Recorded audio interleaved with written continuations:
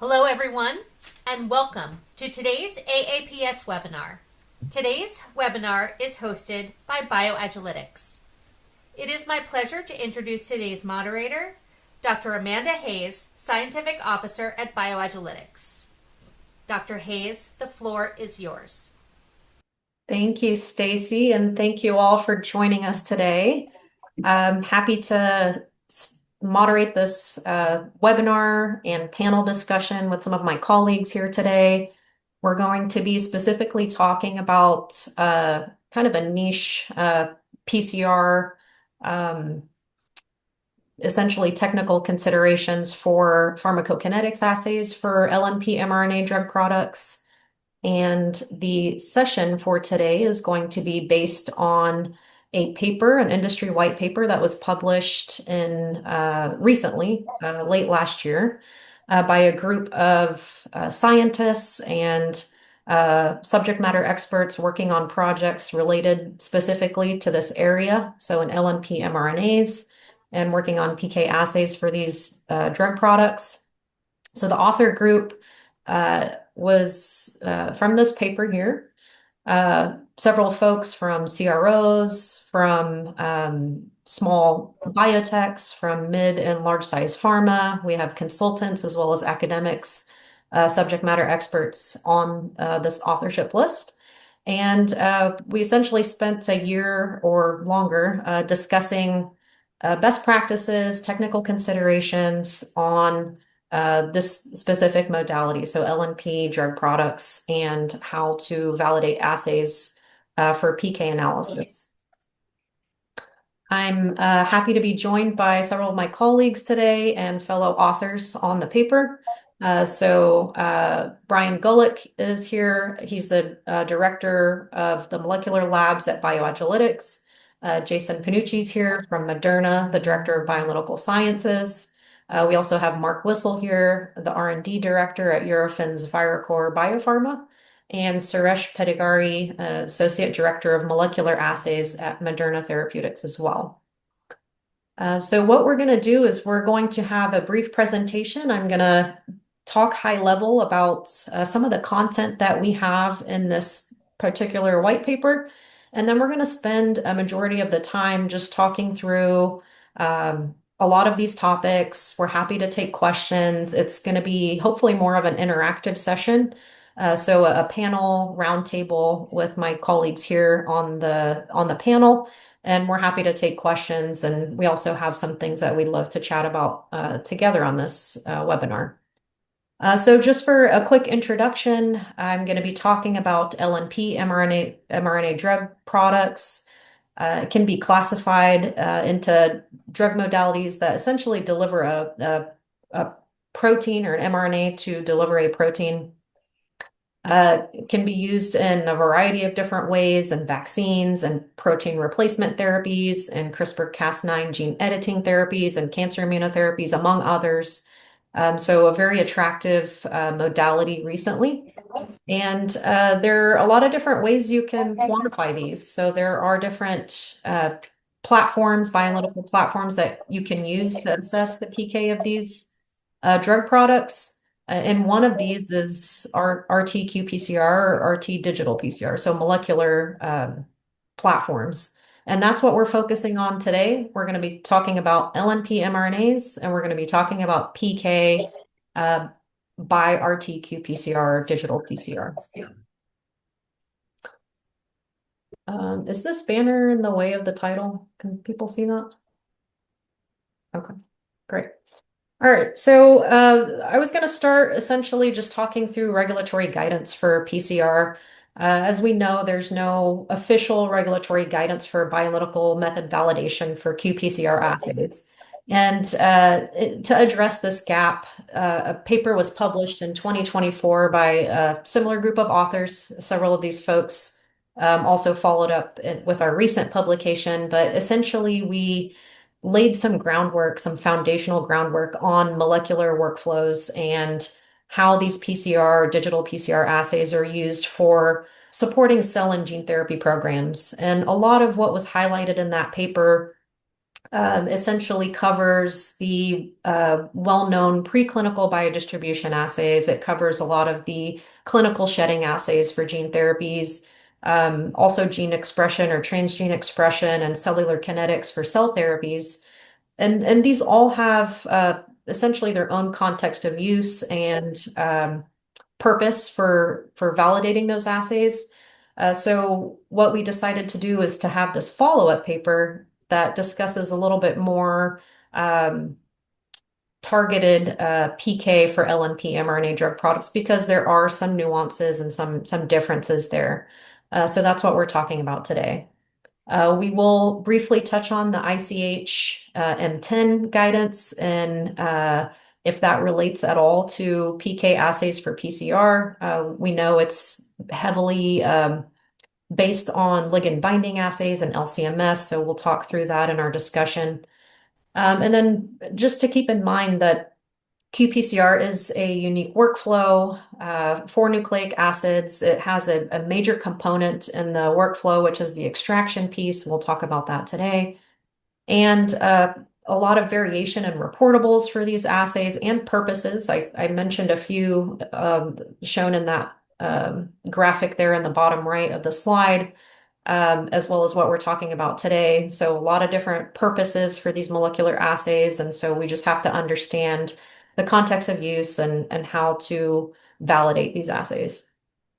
So also along these lines is what is the appropriate acceptance criteria for PCR validations for each of these contexts of use? And so today we'll be focusing on PK of LNP mRNA drug products. I'm going to take the next couple slides to walk through high level of what's contained in this paper, and then we'll spend the majority of the time talking with the panel. But essentially, the paper is broken up into three different parts. We talk through technical considerations of setting up the assay or method development. Some of these topics include matrix selection. So are you using serum or plasma or other biofluids? We also talk about multiplexing. For a lot of these drug products, there could be multiple mRNA cargos within a single LNP. There could be multiple RNA species within some of these drug products. For example, the CRISPR gene editors oftentimes will have an effector mRNA as well as a guide RNA present. We also go through technical considerations for performing a one-step versus a two-step RT-qPCR reaction. The one-step obviously has some advantages, and I think a lot of folks in the author group preferred the one-step for these assays because it simplifies the handling. You have that single reaction. It's less prone to errors, but sometimes you would potentially need a two-step. This could be in the context of multiplex assays or maybe something in method development that requires a two-step reaction. We also discuss in the paper primer and probe design, involving the context of use and specificity and phase of the drug program. In early discovery, you could potentially use a backbone assay versus a more specific assay for a lead construct and later phase drug development. We also go through sample collection, understanding that potentially you could flash freeze the samples versus using blood collection tubes that have preservatives, for example, the packaging tubes or others. And then we also talk about assay setup. And I'm actually going to spend some time here, and we'll discuss a lot of this in our panel because this was a pretty focal topic for discussion amongst the authors.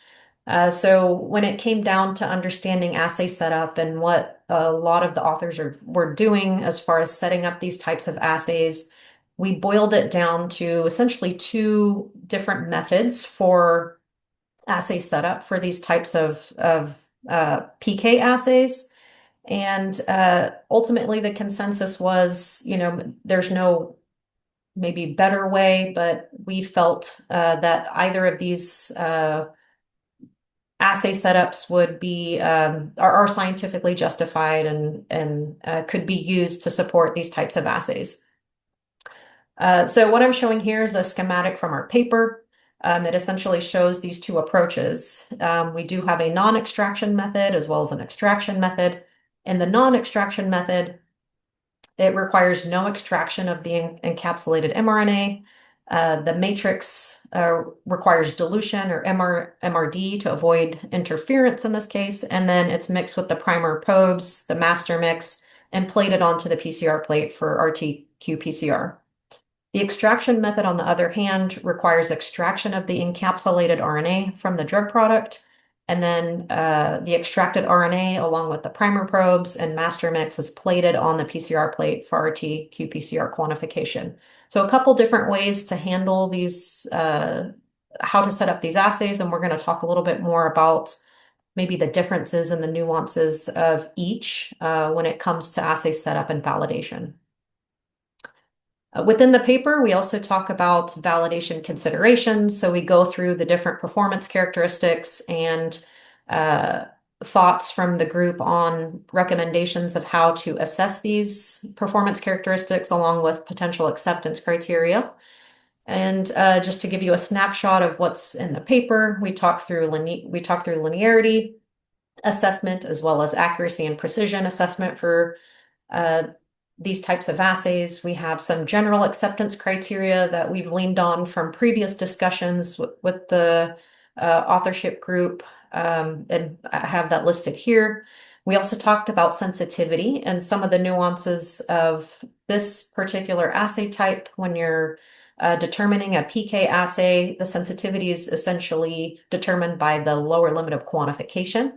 And usually for LOD, that's typically irrelevant for these assays because anything that quantifies below the LLOQ is deemed BLOQ, similar to any PK assay in the bioanalysis space. The dynamic range of the assay should bracket essentially the concentrations from the study samples, so everything from expected C trough to C max. And then as far as specificity and selectivity, we go into details on how to determine this, very similar to other PCR assays with in silico determinations, using the no template controls or an appropriate negative control.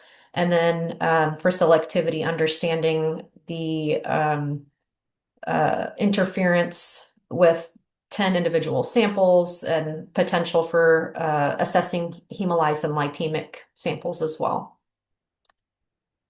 We also talk about extraction efficiency, and this is obviously driven by the context of use and consistency in performance during method development. We'll talk more about that in our panel discussion.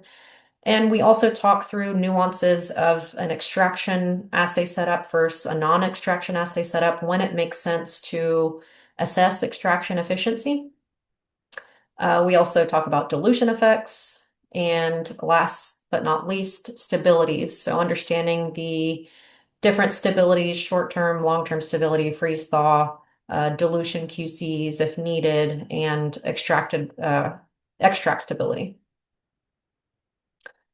The last part of this paper is the sample analysis considerations. So we do discuss sample processing and how that relates to whether your assay was in an extraction or non-extraction format.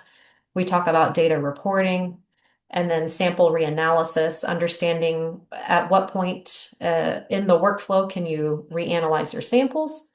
And then we touch on ISR, and we'll talk about this also in our panel discussion. But we also touch on reagent bridging and partial validation. So I was hoping just to give a high-level summary of the content in this paper. If you are interested in reading more detail, we have the reference listed here as well as a link to the paper. It is open access, so feel free to download it and read through in more detail what's contained within this paper. Before we get into the panel discussion, though, I did want to acknowledge our co-authors.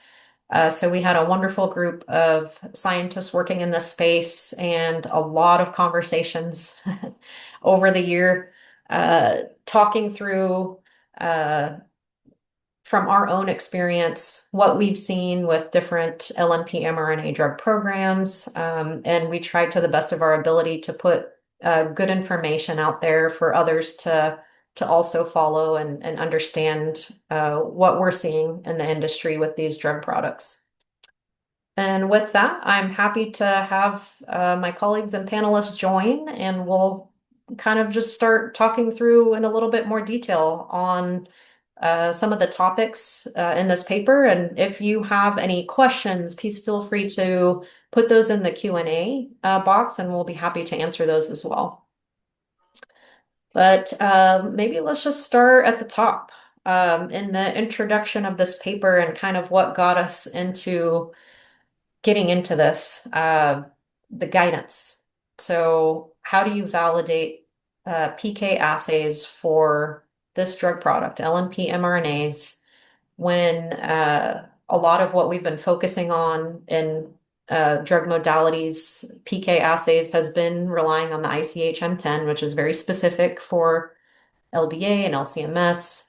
But maybe let's start there, and I'll start with Jason. So what are your thoughts on using what's out there on maybe as an authorship group, we've kind of talked through things that we can and can't take maybe from the ICH-M10, but what are your thoughts on that whole discussion on the guidance and what we use to guide us for these assay validations? Yeah. I mean, it's a really good question and something that I've talked a lot about internally. And one of the reasons why we started this effort, right, and started this discussion, why we wanted to get it from what other people are doing and continue the conversation here. So like you said, there's no specific guidance, right? We have the M10, which is very specific to certain types of platforms, LBA, chromatographic platforms. And there's a large body of data, right, that supports kind of what the outcome of the M10 is, right? Those guidances around acceptance and approaches. It's not very specific. It's not at all specific to RT-qPCR measuring analytes like mRNA, encapsulated mRNA. However, having said that, we do use the M10 as a foundation in the context of our PK methods in terms of what parameters we are looking for or looking at to show that the method is validated for its intended use, right? Which is to quantitate the mRNA from our drug product in samples from patients, right? And these are usually plasma and serum samples. So circulating level. So we use those kind of building blocks of the M10 to start our process, right? These are the general selectivity, precision, accuracy, stability, all of the things that you listed previously. We also pull in considerations from other guidance documents like the MICE guidance, and there's an ISO guidance on best practices, specifically for molecular assays, right? So for qPCR, for dPCR. And so we build those into our overall approach in terms of specific considerations for the platform itself, and then specific considerations for what we're using the platform to do, right? Which is to quantitate our drug product in patient samples. And the way I've approached it with our group is it's very much a context of use. So we work very closely with our program teams, our clinical pharmacologists, to define what are the needs, right, for the program for our assays, right? What is the Cmax? What is the trough levels? Where are we measuring it? What's the administration route? And what and how are these results going to be used? Are they going to inform an exposure? Is it just kind of general persistence? It really depends on the modality of the drug, right? Yeah. And so we tailor our plans in a context of use kind of way, but our overall approach, the way we describe it internally in our SOPs and our kind of manifesto in terms of how we approach our PK is basically pulling in parts of the M10, parts of the MICE guidance, parts of other existing guidance papers that are out there, like white papers like this one and the cell and gene therapy white paper. And we kind of Frankenstein that together into into a package, right? Into a package that we can support scientifically, right? And also will stand up to regulatory review. Yeah. That's a long answer probably, but No, much. perfect. Anything else to add from the other panelists on that? Yeah. I mean, I think the main intent, right, is good science and trying to cover some of the uniqueness of PCR outside of any explicit guidance. And so Yeah. thinking about it pragmatically and what's appropriate for PCR, and not necessarily trying to make it fit into a LBA box or something like that. Yeah. and honestly, early on, since it's kind of early days and we haven't generated a huge body of data around what our expectations for method performance should be, right? For some of these methods. So we tend to start with we build off of what we see in method development and kind of guide what our acceptance is going to be for method validation. We set it maybe a little bit wider in method validation with the caveat that our criteria are going to be based empirically on what we generate during method validation, right? So almost always, right, Suresh can say that it's much tighter than what the wide net that we cast in our initial validation plans. And so, as we generate more data, we will have the ability to kind of refine our expectations, in the future for future assays. Yeah. So, I mean, these are all latest modern technologies that are never being used in the regulatory environment, and much new therapeutic areas are coming into the market, drug discovery programs. So these are like much essential needed technique, especially RT-qPCR, ddPCR, and this. So having kind of guidelines based on what Jason and Brian suggested, right? Based on building blocks from the M10 guidelines and other LBA-based methodologies. But we are as we are working on these technologies, we've been improving more stronger guidelines against, and also validation parameters.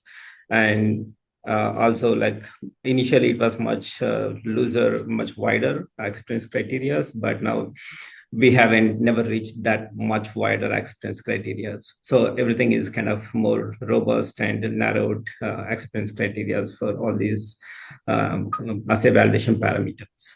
So it's getting every day getting better and better, and incorporation of multiple scientists across the industry, it's adding more value to these assays. Yeah, absolutely. I think it reminds me of the discussions we were having on what acceptance criteria to set for example, precision accuracy, something very simple there. We felt as a group that we didn't have enough data to say, explicitly for these types of assays, this is exactly what limit these assays can handle, or what level of error is acceptable for these types of assays for the clinical pharmacologists to be able to do their jobs and understand exposure and everything else they need to glean from the PK assays of these drugs. But we kept kind of coming back to the same thing as Suresh mentioned, is basically the general acceptance criteria that we listed in the 2024 paper on cell and gene therapies is, that felt like, based on our collective experience, it was essentially good enough for most PCR assays. And we just didn't want to, put ourselves in a box where we had a very rigid acceptance criteria that maybe wouldn't apply for another program, for example. But I don't know if anybody wants to add. Yeah, I think there. I think the other point is, while we're more specifically talking LNP-mRNA here, there's a number of different use cases in PCR, and so it's really difficult to nail down an exact criteria that has to be for all types of use cases. Yeah, Jason was touching on it with speaking with your pharmacologist, making sure that your assay is going to be capable of answering the questions that you're trying to answer with doing the study, but you don't have to have some higher level precision than what you need. Good enough is sufficient, and it's all okay to be good enough. Yeah. It is definitely, I mean, we have a lot of interactions with our clinical pharmacology colleagues, and You know, it really is dependent on the modality of the therapeutic too, because these could be used in many different ways. And if we have a therapeutic that has a measurable translated protein or mRNA derived protein, that weighs a little bit less the rigor of the mRNA PK, right? So there's multiple components. There's the lipid component that we also measure. We measure the mRNA component and then the translated protein and other PD markers downstream, right? So, you know, sometimes some of these translated proteins are expressed intracellularly, or they're just very difficult to measure. And so we need to rely a little bit more heavily on the dose exposure data and relationships from the mRNA PK and lipid rather than having an additional, you know, more robust measurement of the translated. So that helps us in the bioanalytical labs, right, to understand really what are the downstream uses of these data and how much effort or stress do we need to put on ourselves to create, you know, a certain type of assay. Right? Yeah. And also these are like fit for purpose assays. So that definitely addresses all your concerns, right? You know, as we are working on developing these assays, and there is no like standard format or anything. Like every assay you have to kind of develop individually to meet your study needs and to quantitate what you intend to quantitate. Yeah, absolutely. Yeah, I think the key of understanding the purpose of the assay and speaking early with the clinical pharmacologists who do the modeling. We have a big section in the paper too that talks about reportables and how to convert the reportables into the appropriate units that they need for modeling purposes. So we actually have put an equation in there that helps with that. But I know we talked through that at length also with all of the authors.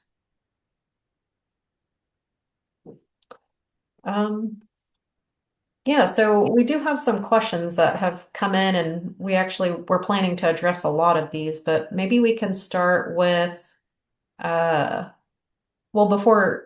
maybe one question before we get into some of the Q&A is the different assay formats or assay types. We talked about non-extraction, extraction methods. We also have a small section on RT digital PCR. So outside of the qPCR, the digital platforms, and I'll throw this question to Suresh. When would you ever move to an RT-dPCR for mRNA PK assays versus just this traditional qPCR? Yeah, so when we first started building the PK assays, we evaluated both RT-qPCR and RT-dPCR as well too. So it comes to like how sensitive your assay need to be. So in terms of digital PCR, technically you don't need a standard curve. You're like measuring absolute quantities without a standard curve, but it requires the dynamic range. When we compare RT-qPCR versus digital PCR, the dynamic range is much narrower in digital PCR. So if your study requires to detect your target mRNA sequences or gene therapy copies, very low copies, so that means you can kind of move in towards digital PCR. But otherwise, if you were looking for a high dynamic range sample analysis with your target presence, then RT-qPCR is better. But both have kind of advantages on the other. So depending on your study needs and your assay needs, you can kind of pick which one you prefer that. But yeah, definitely both can give you a robust data output in terms of assessing PK for either gene therapy or mRNA PKs. So the RT-dPCR adds additional complexity, especially when you're working with mRNA PK, because you have like a Cmax very high, and you require a lot of dilutions of your clinical sample. So that adds kind of added complexity in terms of documentation as well as following the samples, multiple dilution. So in that case, I think RT-qPCR is much better preference compared to RT-dPCR. Yeah, I would say just even controlling for that dilutional linearity. I mean, you definitely want to be sure that your you're good across many thousand-fold dilutions. Mhm. Exactly. But to your point, I think there's some good value add with the digital readouts. I think you definitely get nicer precision, better precision, low end of your range. So if you do have something that's, has higher potency, or you need to see more lower levels, more consistent, reliable lower levels, it's a great platform. But yeah, you Yeah. definitely have to worry about all the ALQ repeats that can come Yeah, around. because some of the literature you can go up to like even 10 copies detect with RT-qPCR. So that's really very, very greater sensitivity in terms of using RT-qPCR. I just have a couple of things to add because I've been thinking about this recently. And for me, I think it is also one step beyond qPCR for the regulators to get their head around, because they are not going to have, those standards. It's not going to look like even like a PK assay. So there's also that challenge in showing that to the regulators that this is equivalent to a method that has kind of a run by run standard curve that's being, unknowns and QCs are being back calculated to. So that's also could be a potential challenge. And so, providing them a little bit more exposure in venues like this and meetings and such, I think would be very beneficial to show the applicability. The other place that I've been thinking about is when we have a drug product that has multiple mRNA species within the same encapsulated LNP that are present at different ratios. And so a single standard curve or calibrator is very challenging in a qPCR setting, right? A standard qPCR setting. And sometimes we end up having to pull them out as single plexes or 2 or 3 duplexes or things like that, right? So I see the benefit of dPCR in that area, right? That makes it a little bit more streamlined, a little bit more operationally simple for us to execute on, as long as it ticks the boxes for sensitivity and we don't have to do like 1 to a million dilutions all the time, things like that, right? So yeah, I was going to chime in on that. Yeah, the last point you made there, Jason. Some of the more common digital platforms, they don't have a lot of multiplexing capabilities. So you could see limitations when you've got multiple members of the, payload that you're looking at in an LNP. And then also, they're just unique challenges of making sure that you have good partitioning of the droplets or the partitions, like separated clearly. That's can be a more common challenge in what we found with digital PCR that we had to make sure we're ahead of. And obviously, the more assays in the reaction, the more complicated that can get. Yes. Yeah, I think it requires like more and more data generation in terms of these modern technologies, especially with the partitioning, like how efficiently these platforms are partitioning. And so those more validations requires and more data. So that kind of gives us more stronger and reliable data from these instruments.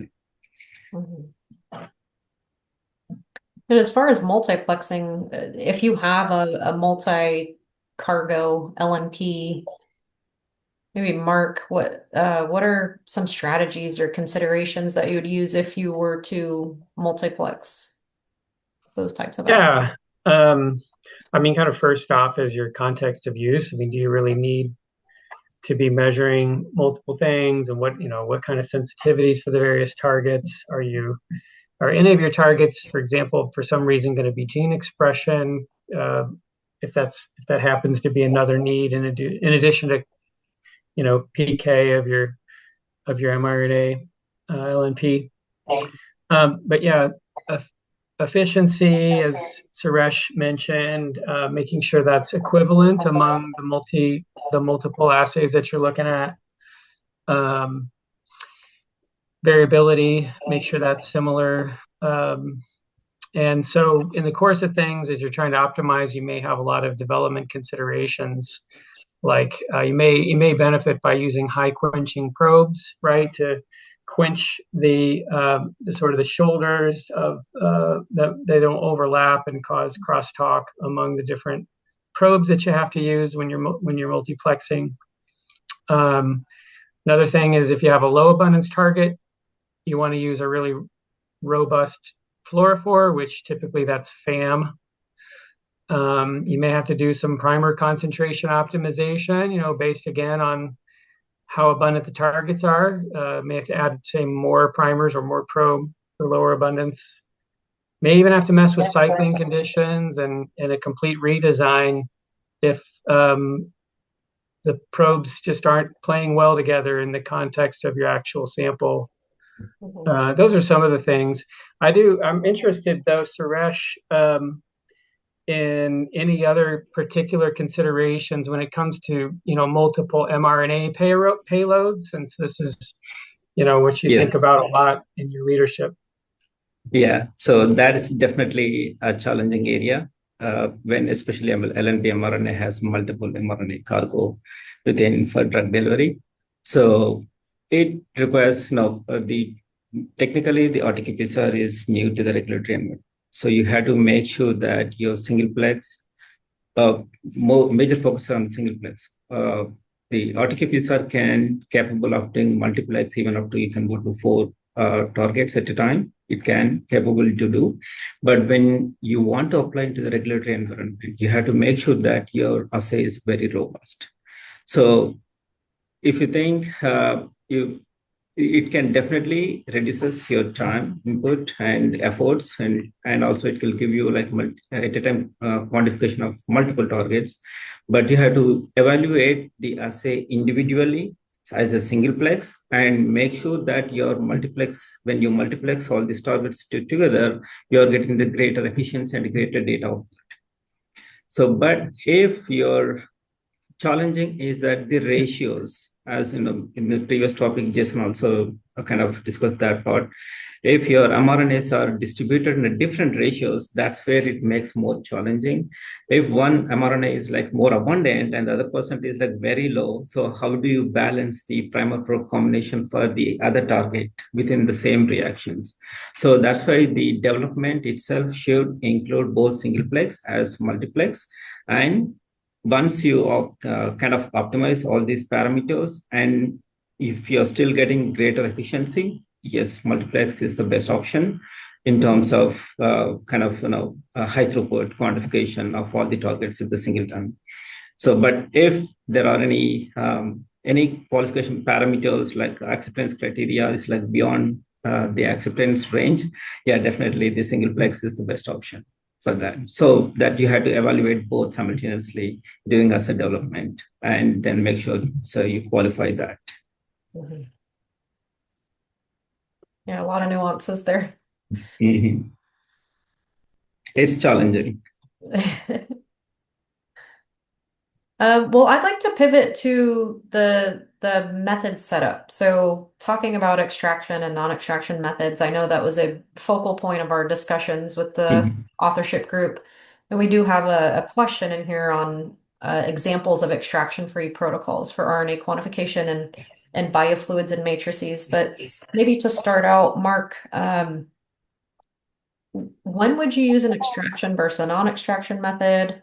What are some of the major considerations? Maybe we can start to tease these apart as we described it in the paper. Yeah, definitely. Kind of think about pros and cons of non-extraction and extraction. On the non-extraction approach, recovery is kind of like not an issue, right? If you're able to simply add your target and you've got a good way of sort of orthogonally knowing that your assay is working in a non-extraction approach, you don't have the issue of loss of your mRNA targets through extraction. That's like one of the really big pluses. It's also simpler.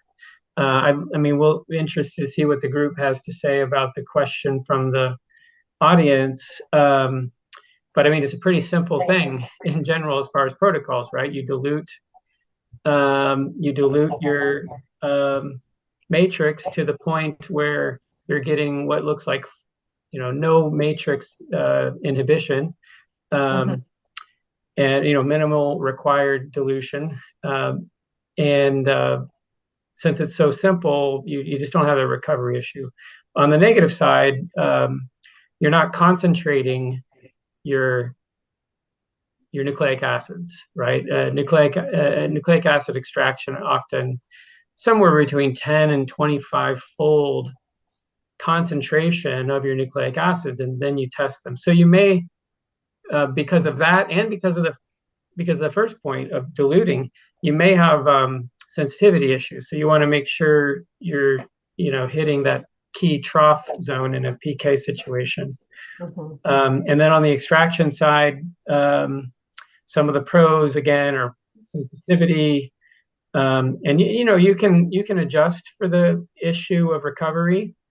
Kind of leaning on traditional PK efforts. You can treat your samples as you treat your calibrators in full extraction mode. You can account for recovery loss, right? If your calibrators and your samples are treated exactly the same. The idea would be that whatever losses of extraction would be consistent between your calibrators and your sample, and so you can get good info there. But again, minuses is you may still have recovery loss specific to your samples that could introduce variability. But you can sort that out, by having a lot of repetitions and making sure that whatever kind of recovery you get is consistent, which is really important in a PK. That's right. Yeah. Yeah, the another challenge with that method is LNP. It's not just mRNA, right? So the mRNA cargo, the LNP structure is also makes very critical point in terms of disrupting the LNP structure and releasing all the mRNAs into it. So if you develop the assay for one particular type of LNP, it doesn't work the same condition for the other LNP. So the LNP composition is different, then the outcome is also different. So you have to kind of evaluate that with each and every LNP. And I have seen some of the PCR working group also, some people kind of used preheating the LNP mixture before the actual RT-qPCR start. So that preheating at around 50 degrees, that could help disrupt the LNPs and release all the mRNA into the reaction. So another point, as Mark pointed out, is the MRD is very critical. So if you don't achieve a proper MRD dilution, it's definitely there is a matrix interference and you're not able to quantify the exact mRNA present in the sample. And also the efficiency of the enzyme is also very important in terms of avoiding the MRD related interference from matrix.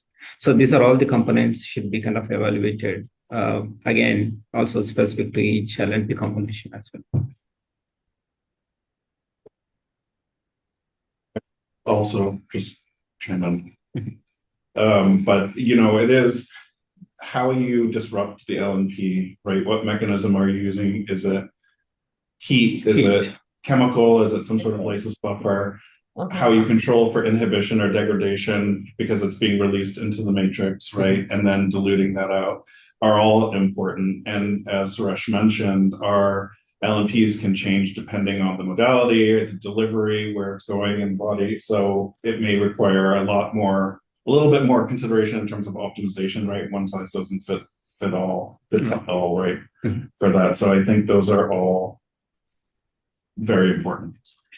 Yeah, it sounds easy to forgo extraction, but there's actually a lot of complications and challenges that go with it. So yeah, that's good points.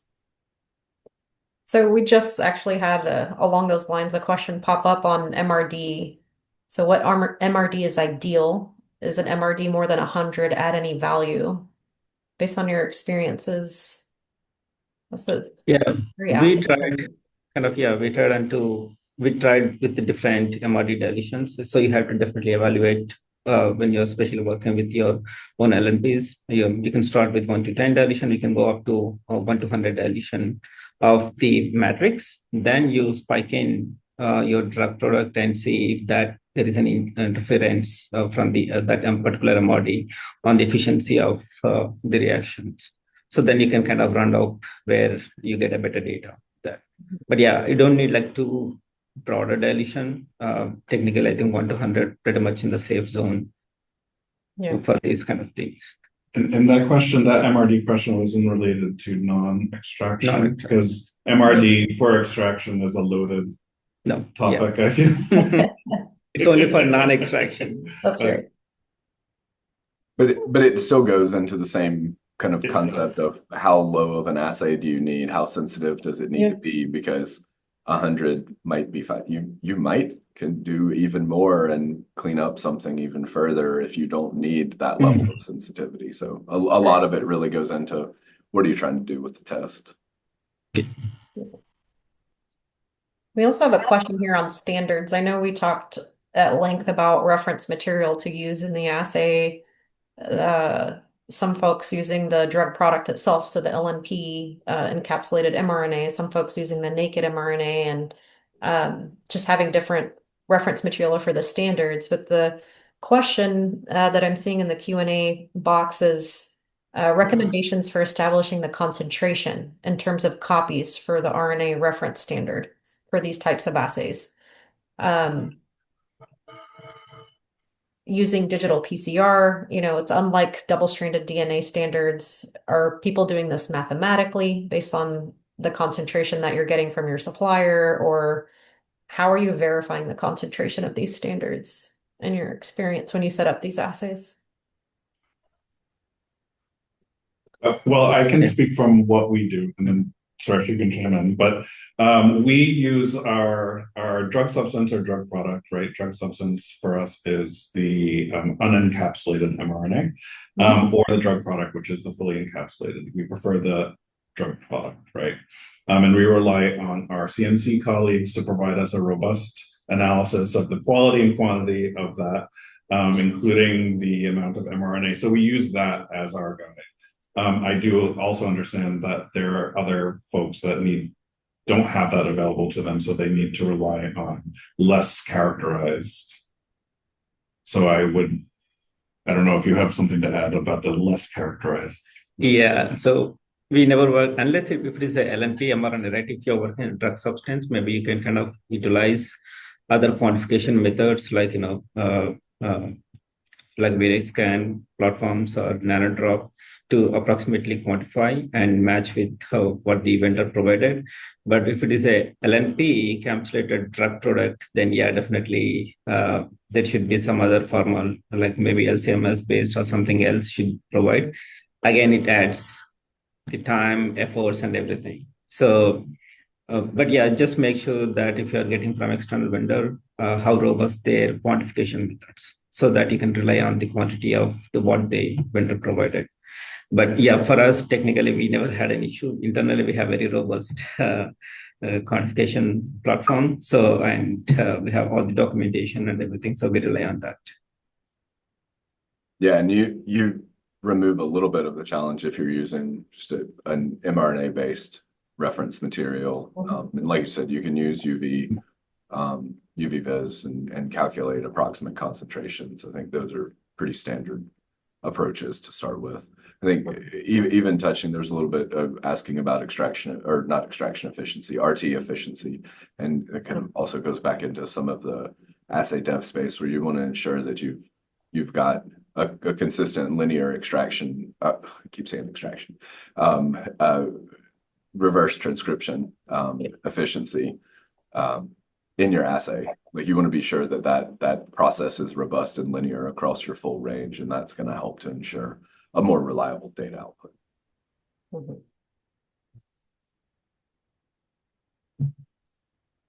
We do have a question in here on inorganic nanoparticles for RNA delivery versus a lipid nanoparticle. Maybe any differences there? I assume it'd be similar approaches to what we laid out in our paper? Right. I mean, basically for PK, you're measuring circulating mRNA, right? So it's nothing to do with the composition of the LNP or anything, but it's availability of that drug product within circulating human blood and serum plasma, right? So Right. yeah, if it can be any different forms, but still you're using the same method, extracting the RNA and quantifying it. Yeah, there won't be any difference at all for those. Yeah, agreed. At least on the PCR end, yeah. Yes. Yeah, the front end processing, extraction or disruption, whatever approach you're using would probably need to be defined based on each drug product, right? Whether it's an inorganic or an animal. Yeah. Great. And we do have some questions coming in here about RT-qPCR and RT-dPCR. Have either of you performed kind of a head-to-head comparison of the ddPCR, digital PCR, or qPCR for these types of assays? And are you getting similar data or differences in the platforms? I don't think we have done that before. Yeah, so we tried that, but there is no head-to-head comparison, complete data. So because then once we identify that this requires the dynamic range was very narrow, we haven't further continued using, especially for the PK, we haven't continued, and we never generated data like head-to-head comparison. So we have done a couple of AP runs kind of thing, see like how the data looks, but yeah, not much. But yeah. Because of the dynamic range. I was say the same. I mean, we've done some very limited comparisons, but it's typically assay or platform specific to an assay. What I can say is that we've had what appears to be very good success in both platforms. I think, like you touched on it pretty lengthy earlier, Shesh, is there are pluses and minuses to both techniques. I think they're both suitable. Or appropriate to be used. It really just depends on a lot of the details about what you're trying to do and how you want to go about measuring your samples. We actually have a poster on a pretty closely related. It's not LNP, but actually it was with COVID.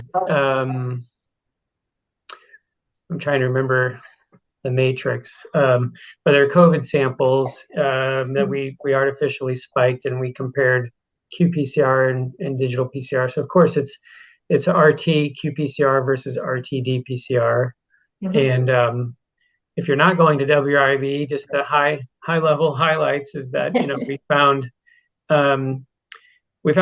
so we did is we extracted and then ran both methods. I think it was 4 different levels and 3 replicates over 3 days each, so 9 replicates per level. Got pretty good amount of data, and they really perform pretty similar. Sensitivity was real similar. You could see a bit of an edge at times on precision with digital PCR. I feel like those are the big take homes, but there's a lot of considerations for choosing in between the two, even if you have equivalent data. Yeah, cost can be a factor. Yeah. Right. Cost, time, you can run more samples and 384 well plates for qPCR versus throughput. Especially depending on what kind of digital equipment you have. You've got a couple different options, but all smaller. The workflow is pretty longer for DPCR.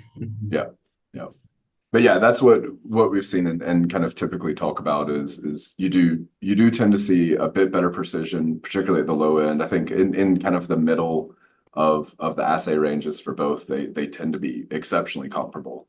But when you're really pushing the assay limits, digital does seem to be a bit better. It's not some tenfold more accurate or something like that, or tenfold more sensitive or anything like that. But it does have a bit of an edge at the low end.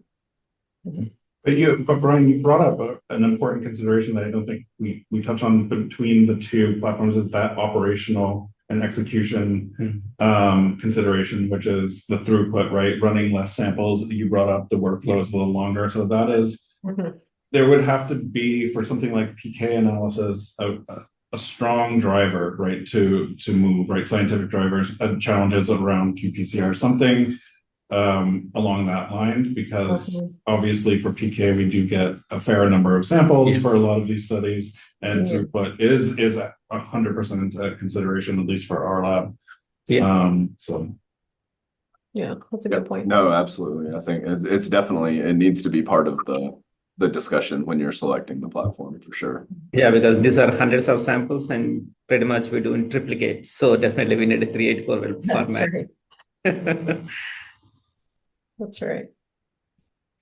Yeah, I know we wanted to touch on stability, and I know we had a lot to talk through that and how we assess that in these types of assays. We actually got a question in the Q&A box as well on this. So maybe Brian, I could start with you on what we put in the paper. What would you typically assess as far as stability for these types of assays? Yeah. I think a lot of what we're looking to demonstrate and confirm is a lot of the process stability, right? You're talking about, you've extracted samples. We'll take the approach that we've extracted samples. But you've extracted samples, you've got, depending on the total workflow, you may have to freeze and thaw samples even before you can do your testing. You've also got potential concerns with repeats, how long it takes to prepare plates and that sort of thing. And so similar to M10 guidance, we're thinking about freeze and thaw stability, and ambient storage stability. So like a short-term stability like that, or even you could almost classify it like a long-term stability where you've stored samples, they've run appropriately, but maybe there's some flag later from a review or something like that. There's a concern about a sample and you want to repeat. So you want to know that you've got viability in that extract over time, in case anything comes up, and just certainly to control all of your handling practices in the lab, that oftentimes will encompass multiple hours, if not multiple days.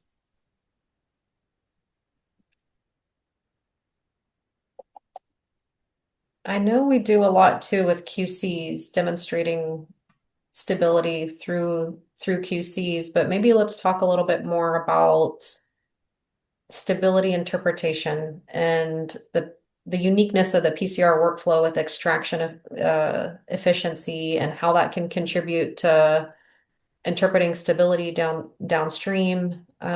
Maybe Jason, I'll throw this to you, because it does also have an implication with if you were to ever do ISR.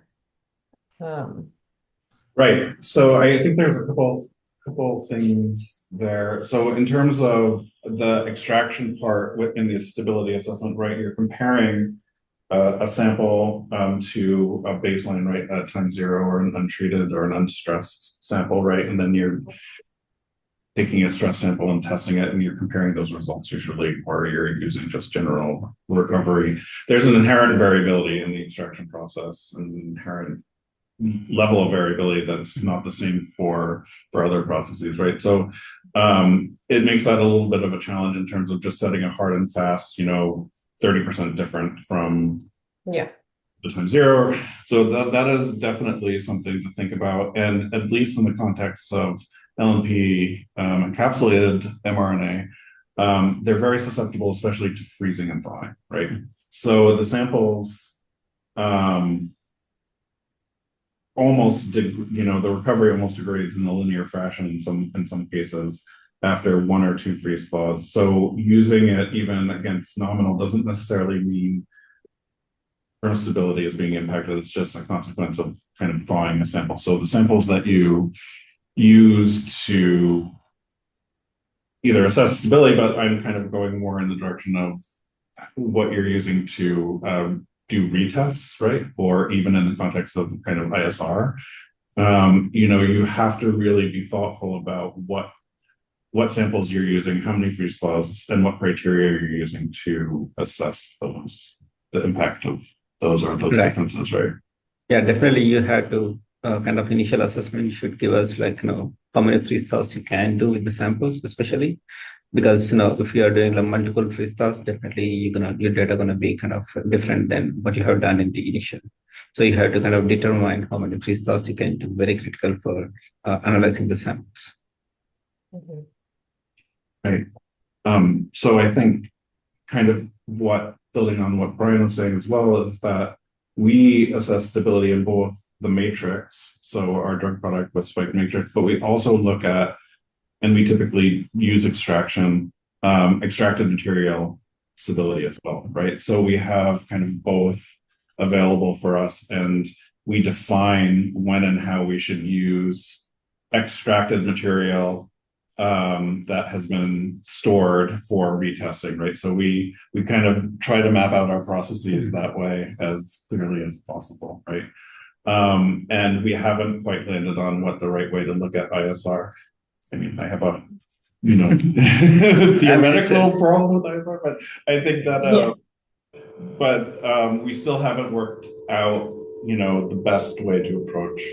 Yeah, I mean, the field, ISR. as in the molecular field, we clearly don't know whether we really need ISR for molecular assays, we just like blindly follow other methodologies, but kind of determine whether really need ISR.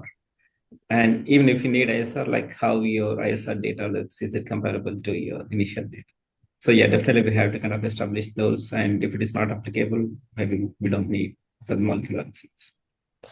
Yeah, exactly. We talked about, what is the value add of ISR in the group discussions, and if you really have to do it and you feel like it is value add and something that you can address reproducibility of your assay over time with QCs and longitudinal monitoring of your QCs and performance of the assay over time, which should give you a good indication of how your assay is performing. But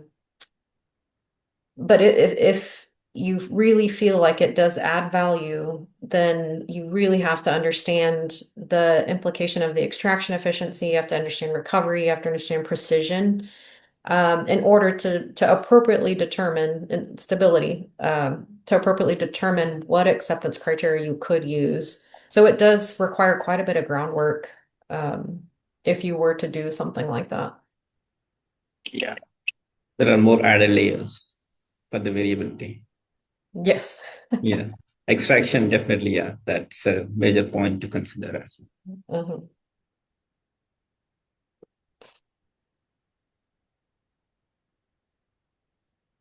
So don't do ISR. I'm just Yeah. I don't want to say that I don't think we should. We are exploring, Yes, the right way, or what we think might be the right way. So we do assess it in an exploratory way.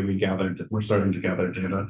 Yeah. I mean, for me, there's a general interest in how the drug product acts after administration in a patient, right? A lot happens with these LNP therapeutics, right? There's corona formation around the LNP, and that impacts a lot of different things about it, around the distribution, around the persistence, around the responses. But in the context of this, it could also impact the way we quantitate it, right? It could be harder to disrupt the LNP with the hard matrix corona formation versus the soft, right? There's several different kinds.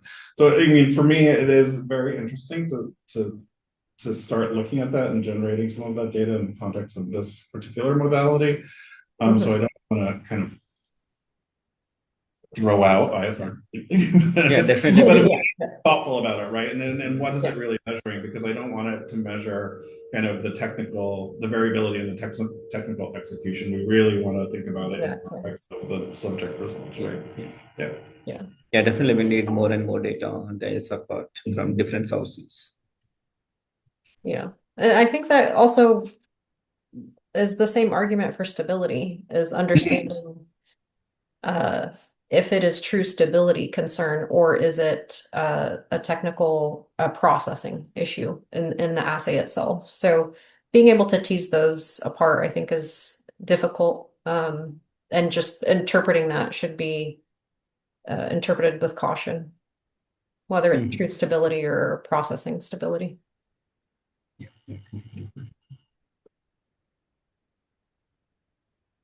And one more thing about this. This goes for whether or not you're approaching it with extraction or without extraction.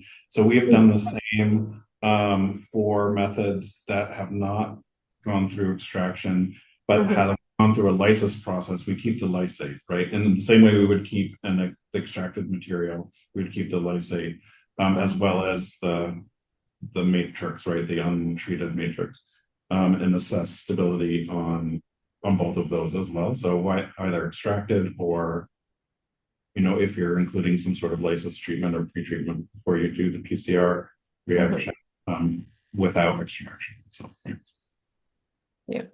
So Jason, I would guess that you add lysis buffer and run the PCR and then store the lysate and run it again. I would guess that's going to give you less inter-assay imprecision, right?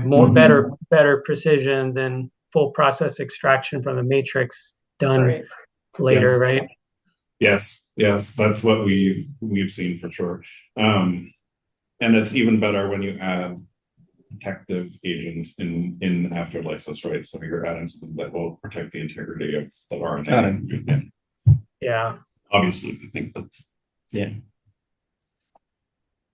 That seems like a really important process step for good PK-mRNA, especially if your batching is sort of requiring you to do multiple batches, maybe on the same patient.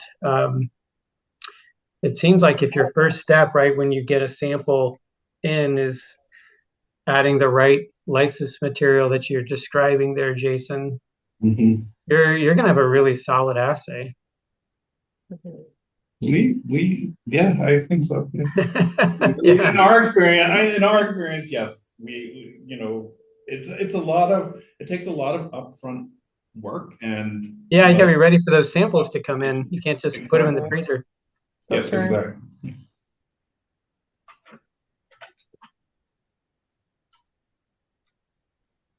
Maybe we can talk, since we're in the extraction topic, about extraction controls. When would you use an extraction control? How would you use that in your assay? We've touched on that in our paper of different things you can use. Does anybody have any thought on that, or? Yeah. So extraction controls, generally we use no drugs and product spiking control. That's the primary kind of see if there is an interference from the matrix extracted RNA. So that's our no extraction control, and it also gives you a specificity so that you're quantifying only the specified intent target, not any other targets at all. So that's kind of a no extraction control is the main one control for the entire goes into entire run RT-qPCR run, and as well as other run specific or NTCs. That's another control we use. Yeah, and I guess it also depends on your approach to how you're setting up the method, right? So for us, we are using the drug product spiked into matrix. We extract the calibrators and the QCs with the samples in every batch, right? So it all goes along with it. So we don't have a unique extraction control in that sense. If you are approaching it similarly, but you're extracting the calibrators in bulk, let's say, and freezing that back, and then just extracting samples, then those extraction QCs become important, right? I think. Then even back further, if you're using just purified mRNA in a buffer, let's say, and no extraction, then having some QCs in matrix or whatever matrix that you're using and go through that extraction is important to include in addition to the other kind of acceptance QCs, right? That would be more the synthetic or the pure mRNA in a buffer, let's say.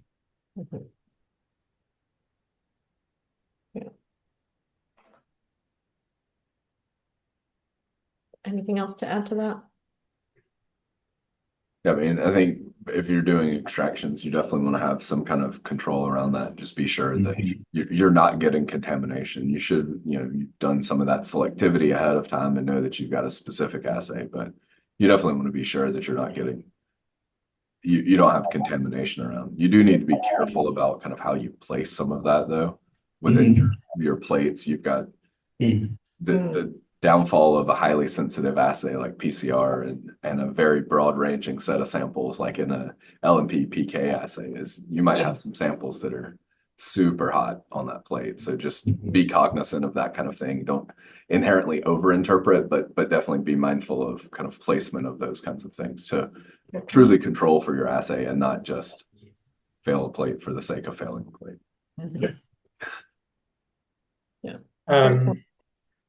Yeah, I think also, thinking about what Brian said there of diverse samples coming in that may have different issues, you can address that with an internal control.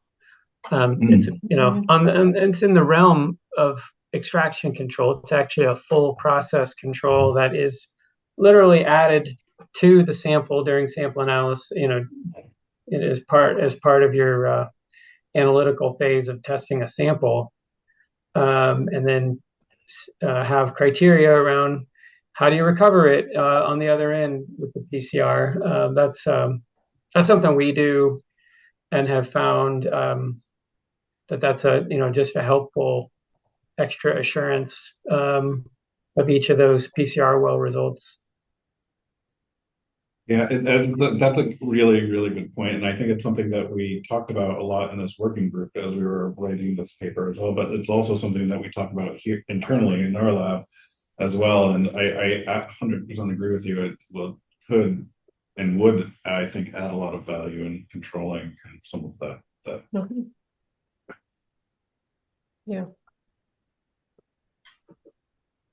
Well, maybe we can take one last question and then we can go around and do some last minute maybe conclusions. But one question that came in, it really goes back to our acceptance criteria for precision and accuracy. And the question was why we suggest accuracy. This is for RT-qPCR of -50% to 100% RE. As opposed to, for example, 20 plus and minus 20% that we usually see in the ICH-M10. I know we've talked about this with our previous paper, and we have this conversation quite a bit. But at the start of the panel, we did talk about just not having enough data to really hone in on an exact acceptable level of imprecision that we could put in this paper based on our experience as of yet. Maybe 10 years down the road when we have thousands of these assays, we'll have a better idea. But in method development, we typically see pretty solid percent RE, but there are some programs or maybe different contexts of use that you just have to keep in mind as well. But maybe we could do that a little bit more. Go ahead, Suresh. Yeah, but for RT-qPCR, I think pretty much we set at -30, right? Versus yearbook and LBOK minus 100, close to 50%, below 50%. Yeah, I don't think 50% we may require, but maybe like 35%, where we see recently we see that LBOK is like more prominent to higher percentage of RE accuracy fails, right? So that's why we have to increase the room for kind of lower concentrations than the higher concentrations. But otherwise, we are setting now not so wider, but it's as you are working on more developing, optimizing the assays, it's coming to narrowed range, not wide range. Yeah, that's kind of a starting point to think about, right? And you've got exponential growth in your qPCR assay. So if you are off a cycle, you're off a significant amount. So I think to the point that we're all kind of getting to, a lot of times you see much better performance than that. 20-30% accuracy and precision is not uncommon at all. But it doesn't mean that it has to be, and you got to be sure that you're setting appropriate criteria for your study type. You don't want to. It's the thought process, right? You want to be sure that you're asking the right questions and setting up an assay in an appropriate way to be able to answer the questions that your study is trying to do, and not over-interpret it into something further, but to kind of have the appropriate control around. Just science. Yes, exactly. No, that is a great point. The other point that you made was also good, that just for these types of assays, one little change in the CQ value will is a huge difference in recovery, right? So we do set that a wide berth initially, and we didn't want to, like Amanda, you said, we didn't want to be too prescriptive, right, or too narrow, at least in this paper. And of course, we define it empirically, right? We look at what the assay can actually do, or we actually need. And the one thing that we didn't really touch a lot on in the paper, and probably something that I've been thinking about more, is looking at kind of the overall errors, something similar that they do in ligand binding, but the overall error of the method, right? In a combination of the precision of the measurement as well as the accuracy of the measurement. Total error. Yeah, total error, exactly. So, there's not really we don't really have a defined expectation of like a lot of these parameters for these types of assays. But sometimes we can be a little bit more comfortable with a precisely inaccurate assay, right? So we can be okay with a level of inaccuracy as long as we know that it happens consistently over time and we're aware of it, right? And that helps us interpret the data, right? So if you have a wide inaccuracy at the trough levels or something, then we are okay with that because we know it's always going to be the same from patient to patient, run to run. I think that piece is really, really important. I mean, speaking of extractions and extraction efficiency, I mean, this is something in the M10 guidance about extraction recovery not having to be 100%, but should be consistent, right? So you think about a consistent assay, inherently you're not accurate if you're not recovering everything. But as long as you're consistent and reliable with that, the absolute interpretations should still be able to be made. Great. Yeah, I think we put that in a table, total error, but I think we didn't talk much in the context of discussion part or I do ask to see what the total error is, so we can start thinking about what does it look like, right? Definitely. That's a good data point to start collecting. All right. Well, we do have a few more minutes. I did just see something else pop up in here on matrix selection. What's ideal for these types of assays, serum, plasma, or whole blood? I know we talked through this, and I think in the paper we had, a lot of times the matrix selection is based on convenience. What other bioanalytical assays or the matrices are drawn for other bioanalytical assays just for ease of draw and convenience for the study. But are there examples that either of you are aware of where serum plasma? Yeah, this is totally convenience. Based on the clinical protocol, if they think that it's like reduce the amount of time to process all these. So technically it's like the serum or plasma. So if that plasma is required for other assays, we just go with the plasma. But if it is serum required, then it goes to serum. It's just a convenience, and as well as to reduce, all the work at the collection sites, they have to perform and minimize the risk. Yeah, and we have done a direct comparison between plasma and serum and shown that there's no appreciable difference. And for us, in the context of whole blood, it's a lot more stuff to extract out and think about when you're doing the extraction and processing. So for us, having something like plasma and serum, which we would call relatively cell-free and free of circulating other genomic material, usually, right? Limited amount, that is better for us for an circulating mRNA perspective. Certainly, if we want to look at, if the mRNA specifically is in PBMCs, right, or things like that, then that would be a thing. But And also in terms of storage wise, is also I think the plasma and serum are much more stable than putting that in a whole blood as a storage. Hmm. Yeah. I mean, Yeah, I know we almost always see either plasma or serum as the blood product being chosen. Done a couple studies that are blood-based, but much more frequently it's serum. Mhm. And yeah, it definitely reduces some of the absolute complexity of the sample type itself. That matrix is much cleaner. Mhm. All right. I know we're coming up on time, and I think we've gotten through a lot of the questions that have come through and the topics that we wanted to talk through. But maybe in closing, is there anything that we want to tell the audience based on the paper or anything else that came out of our discussions today or the previous discussions with our co-authors? I do have one really quick short thing. It should be Yeah. like basically because it comes up for us all the time Uh-huh. is how are we going to report this data? And kind of joke and say, well, how do you want it reported? We can do the calculations anyway.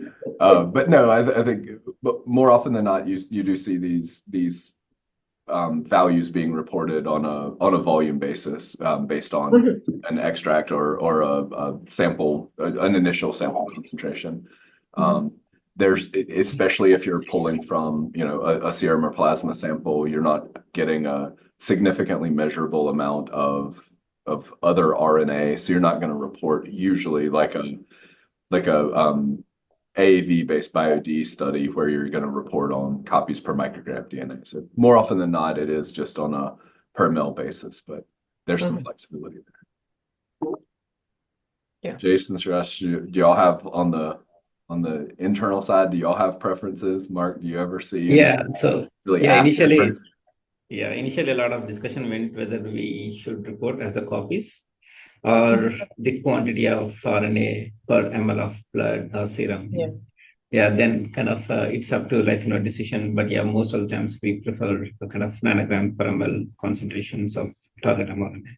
Sorry, I should have said that one also. Yeah, we will get the translation of do you want it in copies or nanograms of material? And obviously that's just a conversion, so it's a unit measure that somebody likes to see. But yeah, you can always back calculate it. Yeah, and we talk a lot about this internally, and just from a modeling perspective and what the pharmacometricians start with and what we're doing in the clinic, because we focus mostly on the clinical, everyone's used to nanograms per mil or some sort of mass-based measure. Yeah. That's how it's administered, right? In the clinic, right? In mg per kg, right? So it's easy, and that's how we get the drug product. So that's kind of where we've gone to is in neat serum, nanograms per ml.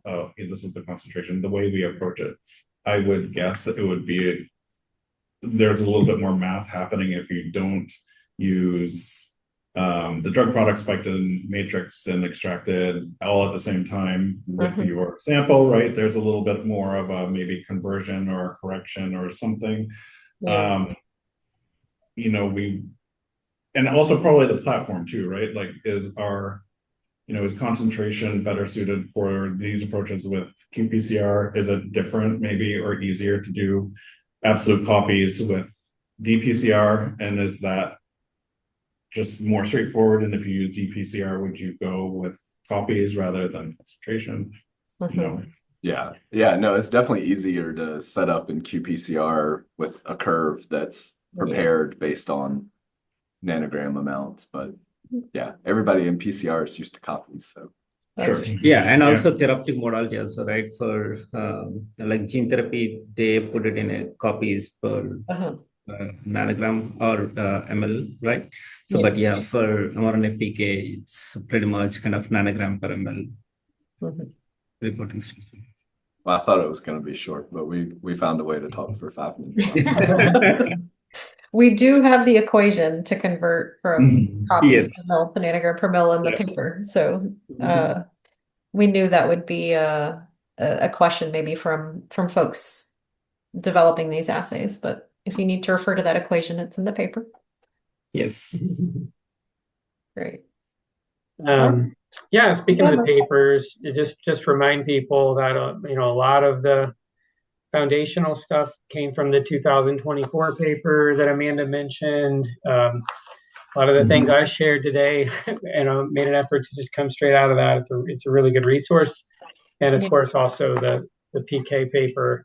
And I guess the last thing I was going to say about the PK paper, I think the group did a really good job of leveraging a legacy of strong science in the PK world, Yeah. outside of PCR, while also, recognizing the differences in these types of drug modalities, and in the technology of PCR, and really just making great progress at codifying what people who are leading the way in this whole area, what we're doing and what we think the best practices are. It wasn't always 100% agreement, but we got good consensus here, and we also have our caveats and as well. So I just hope if you haven't read these papers and you're interested in this area, I think it could be pretty transformational for you.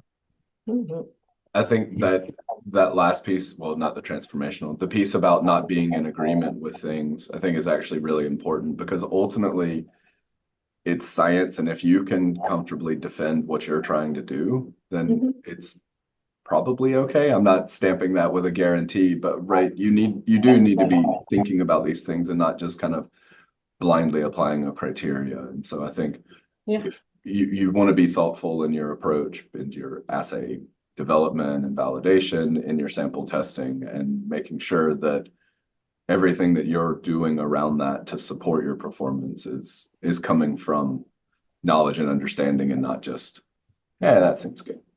Yeah. Yeah, I keep saying this, but the focal discussion point that we always came back to is we're all doing things differently. So there are different ways we're setting up these assays. We're using different reference material. We are doing a lot of things differently. And from our discussions, we could not poke holes scientifically in either method. We felt they were valid. We felt that as a group, we thought through how to control for your assay based on how you set it up and those types of things. And all of that's in the paper. And yeah, that was really the conclusion is there's a lot of different ways to do these, and we tried to think through most scenarios that we could based on what people were doing. But yeah, couldn't have said it better myself. Maybe I'll close us out, or Suresh, did you have one more thing to add? I was thinking that this paper is a foundation for molecular assays. So we will see more and more paper and individual contributions from different teams, and more robust improvement in the assay development and qualification, and especially in terms of applying these for sample analysis, like greater importance, and also like how robust these assays are developed and used for the sample analysis. I think we are waiting for all those kind of further improvements to the technique. Yeah, absolutely. Completely agree. I will just chime in one last thing. I think venues like this, posters, meetings, papers, learning from each other and getting the data out there as best we can, as we're allowed to do, right? As transparently as we can, I think is really beneficial to the entire community, at least beneficial. So that for me is my motivation to participate in things like this, right? These efforts is to just continue these discussions. So I really appreciate working with you, all of you here, and all of the contributors to the paper, and looking forward to future collaborations for sure. Yeah, definitely a great collaboration across the industry in bringing these to regulatory environment. Yep, absolutely. Absolutely. All right. All right, with that, I'm going to thank everybody for joining us today, and I hope you got a lot out of this webinar and our discussion and our conversation.